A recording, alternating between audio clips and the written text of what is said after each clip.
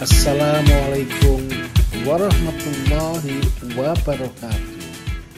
Salam sehat, salam sejahtera untuk Anda semua.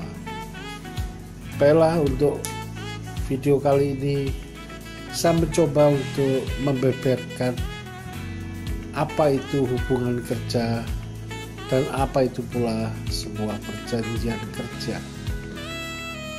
Mungkin istilah ini sudah sering kali Anda mendengar.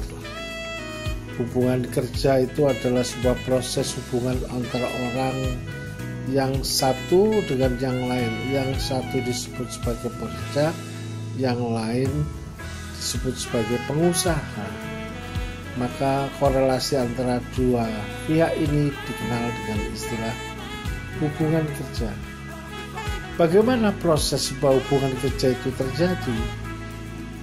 Proses sebuah hubungan kerja antara dua pihak, yang satu pekerja, yang satu pengusaha, itu baru akan terjadi bila mana sebelumnya telah didahului dengan sebuah agreement, sebuah perjanjian yang dikenal di dalam hukum ketenagakerjaan disebut sebuah perjanjian kerja. Perjanjian kerja atau work agreement ini adalah merupakan landasan hukum, adalah sebuah payung hukum ketika orang melakukan sebuah proses yang namanya hubungan kerja.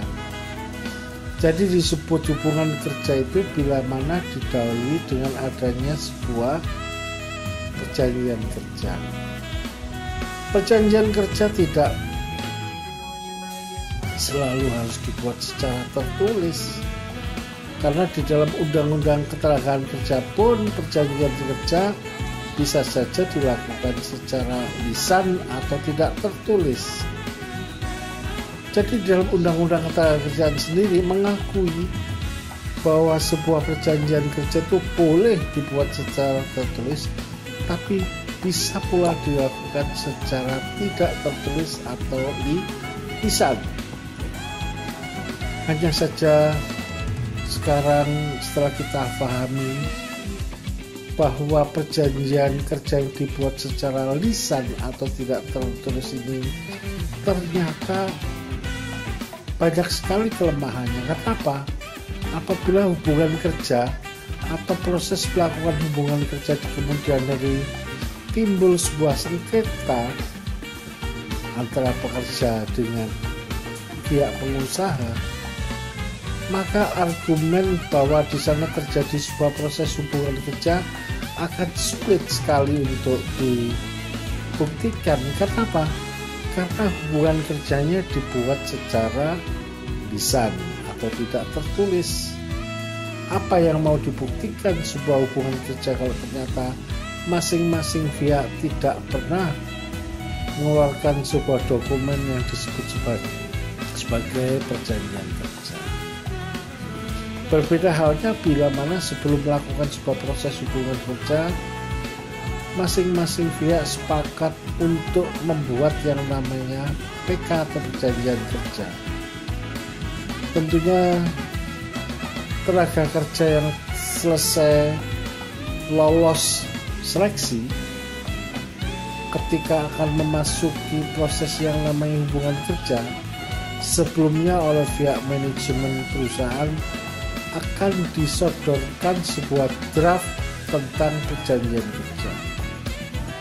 Nah, perjanjian kerja yang dituangkan dalam sebuah draft inilah yang dikenal dengan perjanjian kerja tertulis. Tentunya sebagai pekerja yang akan memasuki proses hubungan kerja nantinya, sebelum menyepakati, sebelum menandatangani sebuah PK atau perjanjian kerja, hendaknya harus meluangkan waktunya untuk mencermati pasal demi pasal, item demi item, sebagaimana yang tertera di dalam perjanjian kerja tersebut. Bila mana ada hal-hal yang dirasa kurang jelas atau hal-hal yang tidak dimengerti maksudnya, silahkan ditanyakan kepada pihak manajemen atau pihak yang mewakili pengusaha. Apabila Ternyata PK tersebut setelah disetujui, tentunya langkah berikutnya adalah menandatangani PK tersebut. Tanda tangan harus dilakukan oleh dua belah pihak. Pekerja tentunya menyepakati isi perjanjiannya, wajib hukumnya untuk menandatangani PK tersebut. Kenapa? Karena tanda tangan adalah merupakan bentuk persetujuannya atas apa yang telah mereka sepakati, hal-hal sebagaimana yang diatur dalam sebuah PK. Tentunya nanti PK dibuat dalam rangkap dua, satu untuk pekerja, satu untuk pihak manajemen perusahaan. Nah, PK yang dibuat secara tertulis ini paling tidak nantinya bisa dipakai sebuah alat bukti bila mana di kemudian hari timbul sengketa. Paling tidak dengan PK inilah kita bisa membuktikan bahwa antara pekerja dengan perusahaan yang dimaksud ada sebuah relasi hukum, ada sebuah hubungan hukum.